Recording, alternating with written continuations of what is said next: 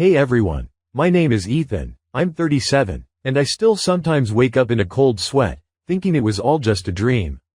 But no, it was my life. And it was like a Greek tragedy directed by Quentin Tarantino. I grew up in Willow Creek, Ohio. Such a small town that the main event of the year was the Pumpkin Festival, and the busiest place was the gas station on the highway that sold the best ice cream around. My family was simple. Dad worked at a factory, Mom was a nurse at the local hospital. We weren't poor, but we weren't rich either. I grew up as a regular guy who loved tinkering with broken computers and drawing comics in his notebooks. And then she appeared. Emma Wilson showed up in our 9th grade class in the middle of the school year. She came from San Diego. Her father had gotten some contract with the local factory, and their family settled in our backwater for 6 months. She was like an alien. Long blonde hair, blue eyes of such a pure color you could look into them forever, and clothes I'd only seen in magazines my mom brought from the salon. I fell in love the second she walked into the classroom. Old Mr. Henderson, the biology teacher, said, "Class, this is Emma. Be friendly." And she sat down at the only empty desk, right next to me. I went numb. I literally couldn't speak. I just sat and watched her take out a pink laptop, tuck a strand of hair behind her ear. During the break, I expected the cool kids from the football team to come over and beat me up for sitting next to a girl like that. But something else happened. "Is that a Spider-Man pen?" she asked, nodding at my cheap pen bought at the supermarket.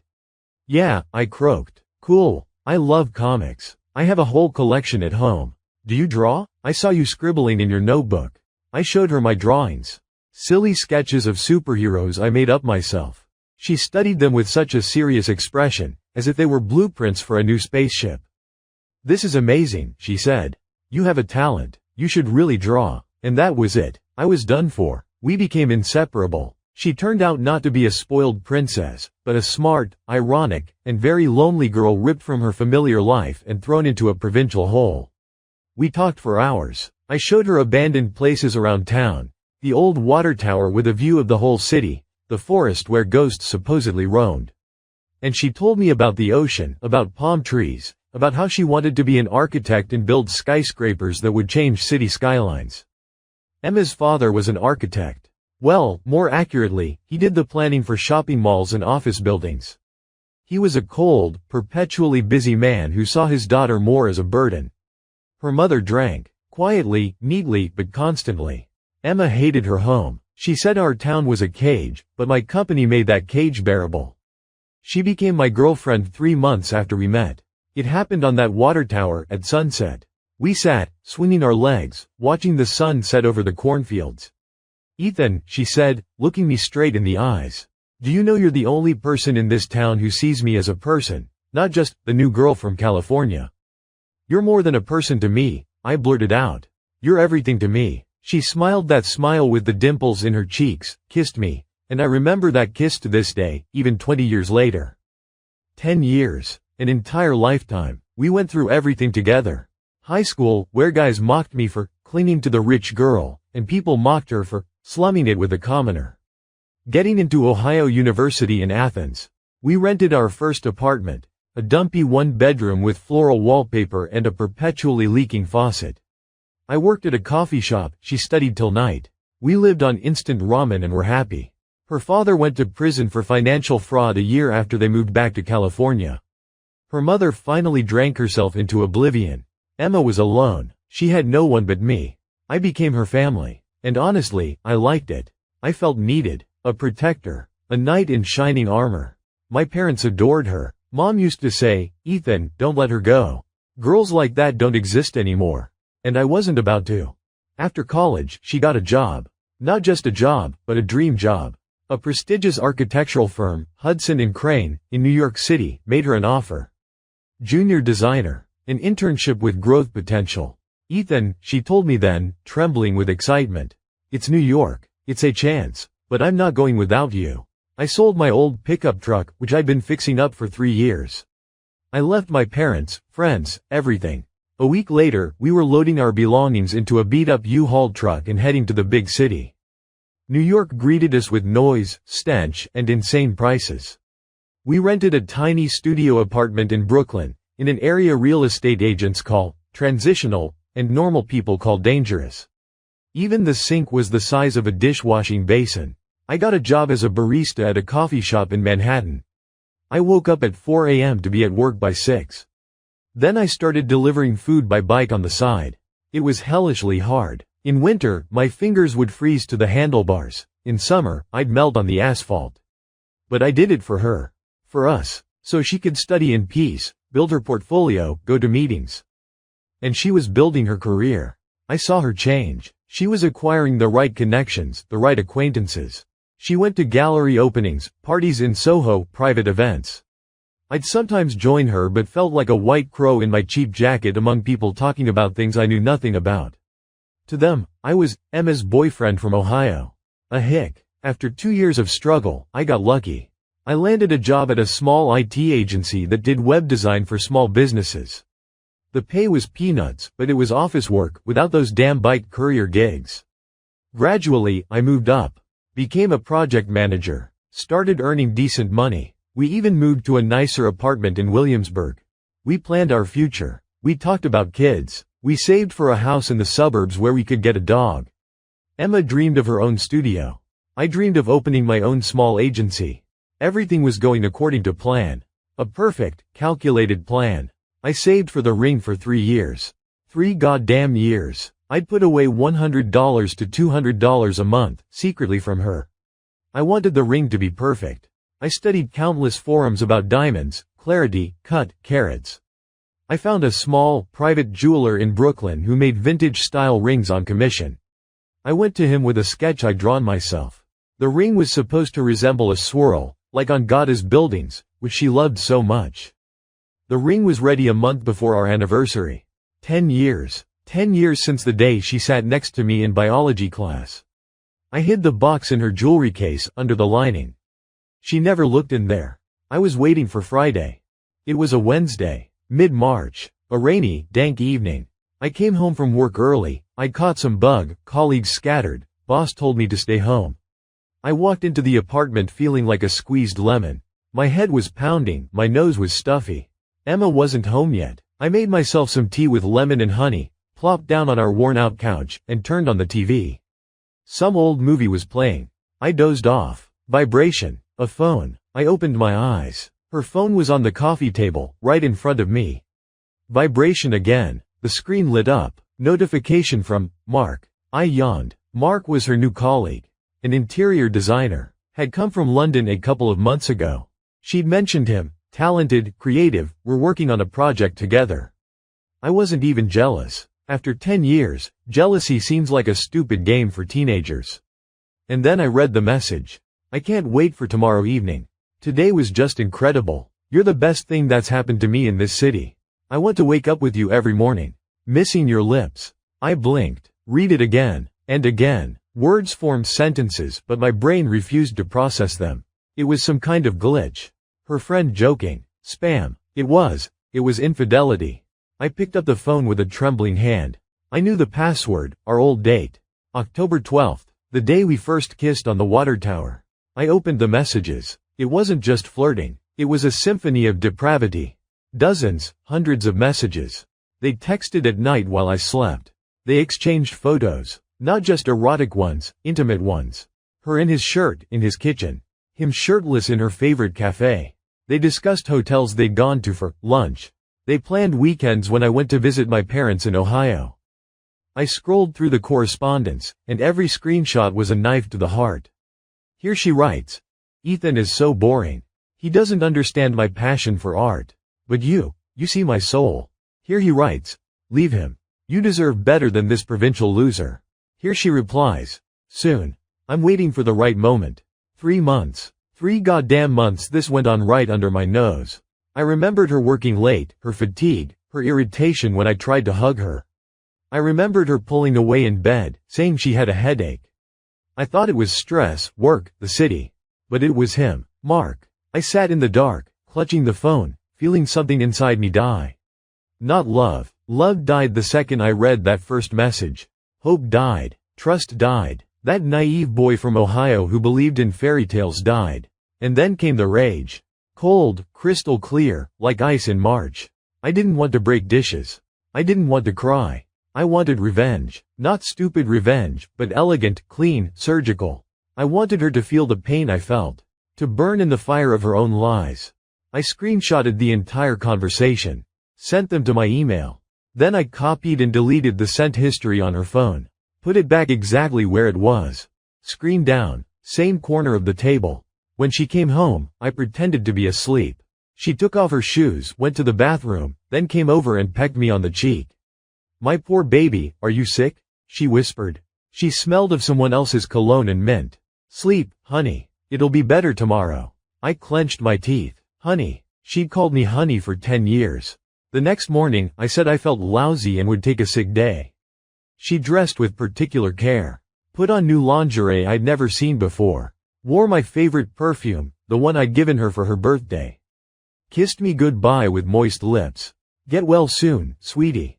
I'll call." As soon as the door closed behind her, I jumped up. The headache vanished instantly, as if it had never existed. I needed to find the weak link. And I found it. Mark had a girlfriend. I knew this from her own stories. Mark has a girlfriend back in London, Heather. They've been together for 2 years, but she doesn't want to move here. He's so torn up about it. Torn up, the bastard. I dug into his Instagram. The page was public. Thousands followed him. I scrolled through photos until I found her. Heather. A cute brunette with brown eyes and a soft smile. In the photo, they were together on some bridge in London. Caption. My most favorite person. Happy anniversary to us, honey. I found her page. She was active, recent posts from London. Coffee, books, sunsets over the Thames. I messaged her on direct. Short, dry, without emotion. Me. Hello, Heather. My name is Ethan. I'm from New York. It appears my girlfriend and your boyfriend are seeing each other behind our backs. I have proof. I think you have a right to know. If you want to talk, here's my number. I'm not your enemy. An hour later, a reply came. It wasn't just text, it was a stream of consciousness, full of pain and anger. Heather. I'm in New York. I flew in this morning to surprise him for our anniversary. I'm sitting in the hotel waiting for him to get off work. I don't know whether to believe you, but something tells me this isn't a joke. Send me the proof. I sent her the screenshots. The most innocent and the dirtiest. 5 minutes later, my phone rang. I picked up. "I'm going to kill him," said a woman's voice, a broken whisper. I flew 3,000 miles, and he's, with who? With your girl? With mine, I confirmed. Emma. Ethan, right? She sniffled. I'm sorry. I don't know what to do. I know, I said. Heather, listen to me. I have a plan. They're meeting tonight, probably in the same place they were yesterday. I have an idea how to turn their little celebration into the worst day of their lives. You with me? I'm with you, she replied, and steel rang in her voice. What do I need to do? We talked for another hour. I told her everything. About Emma and me, the 10 years, the ring. She told me about herself. She's an architect, works in London. She and Mark met at university.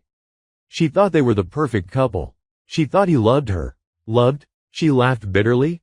He just collects women, and I was his longest exhibition. The plan was ready. Tomorrow, Friday, our anniversary. I booked a table at the same restaurant where we had our first date in New York. A small Italian place in the West Village, where they served the best seafood pasta. We hadn't been there in maybe 3 years, but I remembered every corner. I put on my best suit, the one I wore to job interviews. Emma put on her little black dress, the one I loved. She was glowing. She thought tonight was the night she'd been waiting for. The proposal. We arrived at the restaurant. We were led to our table. She picked up the menu, smiling. Ethan, it's so cozy here. I've missed this place. Remember the first time we came? You ordered pizza with pineapple, and the waiter gave us such a look. I remember, I said. I remember everything, Emma. I looked at her and saw a stranger. Perfect makeup, perfect smile, perfect lie. I have a surprise for you, I said after we ordered. Her eyes lit up. She leaned forward, resting her elbows on the table. Really? Ethan, don't tease. What is it? A present? Are we going somewhere? I smiled. I waved at the waiter. Excuse me, I said loudly, so the nearby tables could hear. We're expecting friends to join us. Could you please show them to our table when they arrive? The waiter nodded. Emma frowned. Friends? Ethan, I thought it would be just us. It's our night. It will be our night, I promised. The most memorable one of your life. 10 minutes later, I saw them. Mark walked in first, looking puzzled, scanning the room. Behind him, holding his arm, was Heather. She wore a simple, elegant navy blue dress. She was staring straight ahead, and in her gaze was the resolve of a condemned woman. They approached our table. Emma looked up. Her face slowly changed. First, the joy of seeing Mark, then confusion. Why is he here? With someone? Then horror as she recognized Heather. The color drained from her cheeks, leaving behind skin white as chalk. Surprise, I said, standing up and spreading my arms wide. Emma, darling, meet Heather. Mark's girlfriend. You know, that Mark you've been working with at night? She flew in from London to surprise him, but it looks like the surprise is on all of us.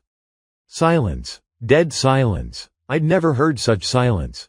Even the music in the room seemed to stop. Mark went white, then purple. What the hell? He croaked, staring at me. Who are you? I'm Ethan, I replied calmly. The provincial loser, who doesn't understand your lover's passion for art. Have a seat, Mark. Don't just stand there. Heather, dear, sit here, next to me. Heather released Mark's arm, which hung limply, and sat next to me. She looked at Emma with a cold contempt that could have frozen an ocean. Emma, Heather said quietly but distinctly. I saw your entire conversation. All 3 months. Did you know he has me in London? That we were planning to get married next year? Or do you not care? Emma opened and closed her mouth. Tears streamed down her face. Real, large tears. Ethan, she stammered. Ethan, it's not what you think. I can explain everything. Explain? I laughed. Emma, I read every word. I saw every photo. I know where you met, what you wrote to him, what he promised you. You called him, my life, and me, boring honey. What's there to explain? He made me, she suddenly cried out. Ethan, I swear, he made me. He threatened me. He said if I wasn't with him, he'd tell you I came on to him, that I was a slut, that I don't know what to do. I was afraid of losing you. You've already lost me, I cut her off. 10 years, Emma. 10 years I believed you.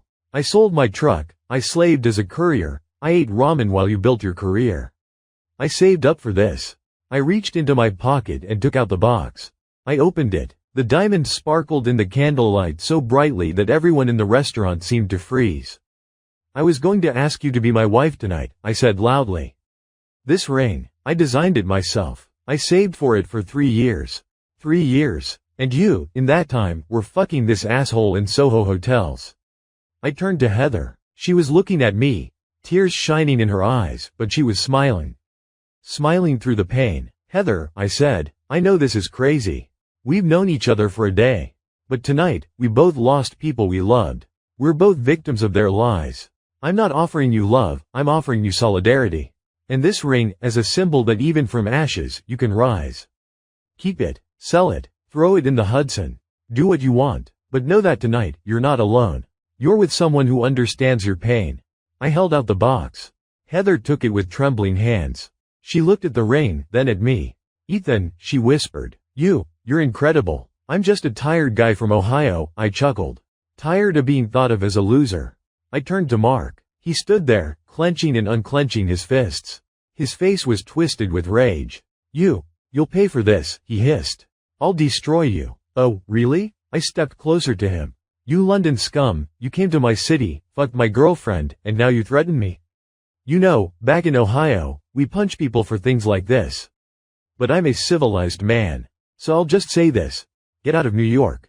And if I ever see you near Emma or anyone connected to us again, I'll leak your entire conversation to your firm, to your social media, and to your mother in London. Got it? Mark went pale. He got it. Heather and I stood up. I threw a few bills on the table, covering dinner and a generous tip for the waiter for the show. This is from us, I said finally, looking at Emma, who was sobbing into her hands. Thanks for the lesson. Hope it was worth it. We walked out of the restaurant under the stunned gazes of the patrons. Nighttime New York greeted us with its familiar noise. I felt a strange emptiness. The revenge was complete, but it didn't feel better. Heather and I went to a bar across the street, ordered whiskey, sat in silence, each digesting what had happened. You're a brilliant madman, she finally said, examining the ring in the light. Do you even realize what you just did? I do, I nodded. I put on a show for myself. And, I hope, for you. So you'd know that asshole can never lie to your face again. Thank you, she said quietly. Truly, if it weren't for you, I'd still be living in hell. And now I'm free. We talked until 3 in the morning. She told me about her life in London, her work, her dreams. Turns out she was an architect too. Worked in the same field as Mark, but at a different company. She'd come to New York not just for him, but also for an internship. She'd been offered a month-long course at a prestigious architecture school. I thought it was a sign, she chuckled bitterly. Fate bringing us together in the same city. Turns out, fate was bringing me to the truth. I told her about my life. About my parents, Ohio, how I built my career from scratch. How I'd loved Emma, how much it hurt now. You know what the irony is? She said towards dawn, finishing her 4th glass. Mark and Emma are made for each other. Two selfish, narcissistic people who only think of themselves. And you and me. We're the ones who know how to really love. And we were betrayed. So we're in the same boat, I summed up. We exchanged numbers. Just in case. You never know. The next day, I started the separation process with Emma. We weren't legally married, but we were engaged, and we needed to sort out shared property. The apartment was mine, bought with money I'd earned in IT, but Emma had invested in renovations. I offered her compensation. She cried, begged for forgiveness, said Mark had dumped her immediately after that night. I didn't care. I paid, packed her things, and put her out the door. A week later, Heather flew back to London. But we kept in touch. At first, just texts. How are you? How's work? Then video calls. We discussed movies, books, architecture, We laughed, argued, shared memories. I realized I was waiting for her messages more than for my morning coffee. After a month, I knew. I was falling in love. Truly. Not with a schoolboy dream, not with an idealized image, but with a real person, with her pain, her laugh, the dimples in her cheeks, and her love for old movies. Heather was smart, sharp-tongued, but incredibly gentle. She understood me without words. We spoke the same language. 2 months later, I bought a ticket to London. It was a crazy move that cost almost half my monthly salary. But when I walked out of Heathrow Airport and saw her in the crowd of greeters, I knew it was worth it. She stood there in a simple beige coat, hair damp from the rain, smiling. She had those dimples in her cheeks. Hi, crazy man, she said. Hi, I replied, and I kissed her. Right there in the middle of the airport. People walked around us, some even whistled. I didn't care. I was kissing the woman it seemed, had loved my whole life. The next 2 years were the happiest of my life. I moved to London, found a job at a local IT startup. We rented a cozy apartment in Islington, overlooking a small square where people walked their dogs in the morning. Heather continued working as an architect, her career taking off. We lived an ordinary life. Fought over unwashed dishes, made up by morning. Watched series, ordered Chinese takeout, took weekend trips to Paris and Amsterdam.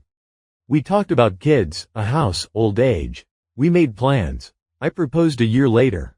Not in a restaurant, not in public. Just in our living room, on a rainy evening, sitting on the couch drinking tea. I took out a box with a new ring, the old Brooklyn one we sold, and spent the money on a trip to Iceland. This time, the ring was simple but beautiful, a thin band with a small sapphire, the color of her eyes. Heather, I said, I know we met under strange circumstances. I know our beginning was like a horror movie with elements of comedy. But I can't imagine my life without you. You're my family. You're my home. Will you marry me? She cried. Those dimples again. Happy tears this time. Yes, Ethan. Of course, yes. The wedding was small. We signed papers at City Hall, then had a party at a pub with friends and colleagues. My parents flew in from Ohio. Mom cried, Dad clapped me on the shoulder. Heather was beautiful in a simple white dress she'd sewn herself. 2 years of happy marriage passed. We stopped remembering that story. The past was in the past. We didn't even know what happened to Emma and Mark. And we didn't care. But fate, as it's known, loves irony. We went to New York for a conference. Heather was presenting her new project. I just tagged along and planned to visit old friends.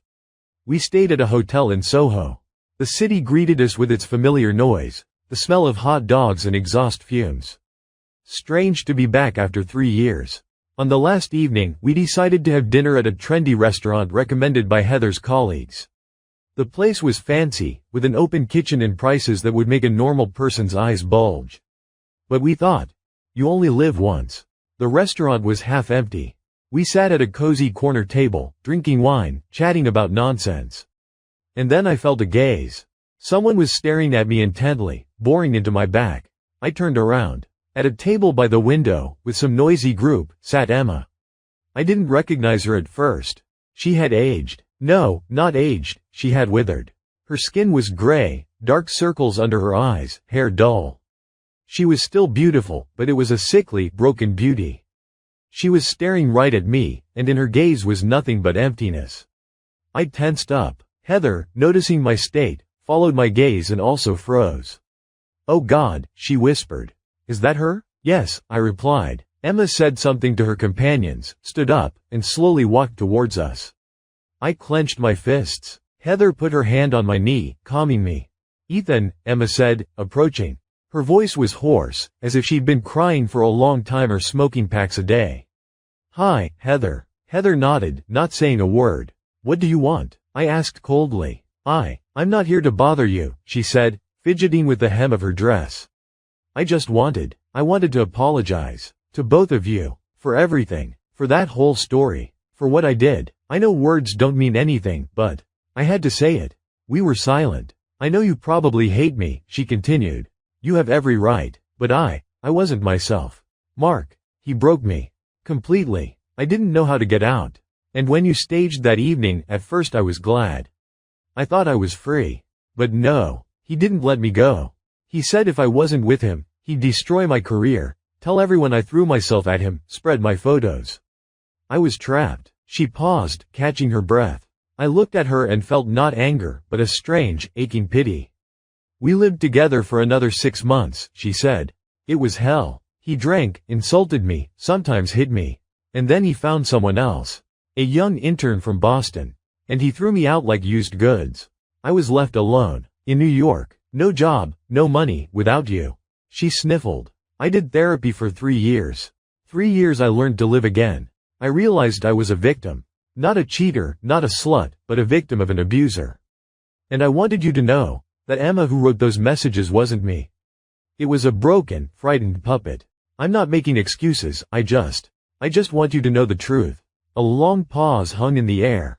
Heather squeezed my hand. "Emma," Heather said quietly. "Mark did the same thing to me. Before you. He broke me for 6 months until I ran back to London. He used the same pattern." Emma looked up, eyes full of tears. "What?" "Yes," Heather nodded. "He did this for years. I thought I was the only one. But now I know. He's a serial manipulator." Heather and we accidentally uncovered his game. But back then, we didn't know the whole truth. We thought you just cheated. We didn't know you were trapped. I was silent. My mouth was dry. If this was true, if all this was true, then I didn't destroy a cheater. I destroyed a victim. I put on a spectacle meant to finish off someone who was already on the edge.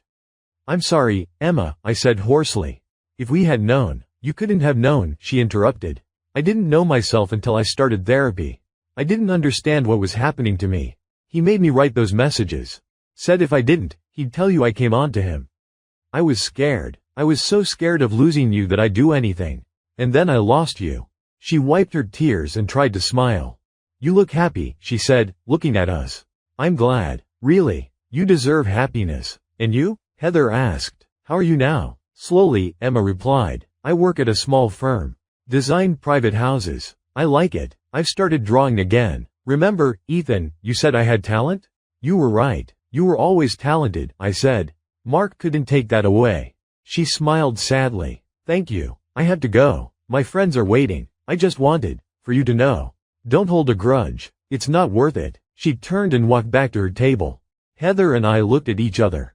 The evening was hopelessly ruined. "Let's go back to the hotel," Heather said. "I can't sit here anymore." We paid and left. Nighttime New York embraced us with its cool air. "Ethan," Heather said as we got into the taxi. "What do we do?" "I don't know," I answered honestly. "We need to think." Back in London, we couldn't get that meeting out of our heads. Emma's story haunted us. We started digging. Heather contacted old acquaintances in architectural circles, and I hired a private investigator in New York. The picture that emerged was monstrous. Mark turned out to be a serial abuser. He'd used the same pattern for many years. He'd choose successful, talented women with unstable psyches, or just going through a rough patch, worm his way into their trust, and then break them. He threatened, blackmailed, isolated them from friends and family. We found several of his ex-girlfriends through social media. Their stories were identical. First a fairy tale, then hell, then escape with the loss of everything. The PI compiled a dossier on him. Debts, scandals, getting fired from 2 firms for inappropriate behavior. He was currently working at a small office in Chicago and, according to rumors, was already eyeing a new victim. Heather and I sat in our kitchen, papers spread out before us. "What do we do?" Heather asked. "What we should have done long ago," I replied. "We destroy him." The plan was simple but effective. We gathered all the evidence. Screenshots of old conversations, which I'd miraculously kept, testimony from his ex-girlfriends. We found 4 willing to speak, the PI's dossier, photos, videos. Heather composed a long text detailing his methods with facts.